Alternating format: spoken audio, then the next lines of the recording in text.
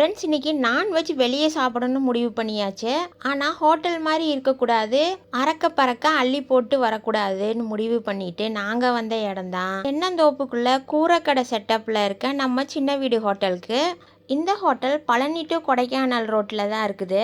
இந்த ஹோட்டலில் சாப்பாடு எப்படி இருந்துச்சு, நாங்கள் என்னென்ன ஐட்டம் வாங்கினோம், நாங்கள் சாப்பிட்டதுக்கான பில்லு எல்லாமே ஷேர் பண்ணியிருக்கேன். உங்களுக்கு தேவைப்படும்னு நினச்சிங்கன்னா வீடியோ ஸ்கிப் பண்ணாமல் ஃபுல்லாக பாருங்கள். வாங்க வீடியோக்குள்ளே போகலாம். முதல்ல இந்த அட்மாஸ்பியரே செமையாக இருந்ததுங்க.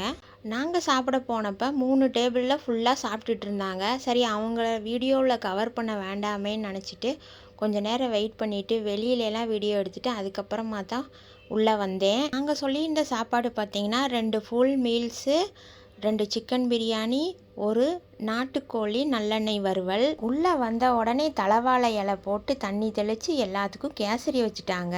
மீல்ஸு அன்லிமிட்டெட் மீல்ஸு தான். இதில் என்னென்ன வருதுன்னு பார்த்தீங்கன்னா கேசரி, ஃப்ரை பண்ண ஃபிஷ்ஷு, எக்கு, ரத்த பொரியல், அப்பளம், குழம்பு பார்த்திங்கன்னா ஃபிஷ் குழம்பு, மட்டன் குழம்பு, சிக்கன் குழம்பு, கருவாட்டு தொக்கு, குடல் குழம்புன்னு இப்படி வெரைட்டியாக வச்சுருக்காங்க. சிக்கன் பிரியாணியில் இருந்த சிக்கன்லாம் ரொம்ப சாஃப்டாக வெந்திருந்தது. நாட்டுக்கோழி நல்லெண்ணெய் வறுவல் சிக்கனும் நல்லா வெந்திருந்தது, சாஃப்டாகவும் இருந்தது. எனக்கு ஃபுல்லாக வயிறு நிறைஞ்சிருச்சு. கருவாட்டு தொக்கு, கருவாட்டு குழம்புலாம் நான் வாங்கவே இல்லை, எனக்கு வயிறு ஃபுல்லாக நிறைஞ்சிருச்சு. எங்களோட பில்லு பார்த்திங்கன்னா 4 பேர் சாப்பிட்டோம், 850 ரூபா வந்தது பில்லு. கடைசியாக பச்சை புளி ரசம் செம்மையாக இருந்தது. எங்களுக்கு பரிமாறின பொண்ணு பக்கத்துலேயே நின்று பரிமாறிச்சு. அந்த பொண்ணையும் வீடியோ எடுத்தேன், என்னை வீடியோவில் காட்ட வேண்டாங்கான்னு சொல்லிடுச்சு. நாங்கள் சாப்பிட்டதுக்கு இந்த பில்லு பரவாயில்லைன்னு தான் தோணுது.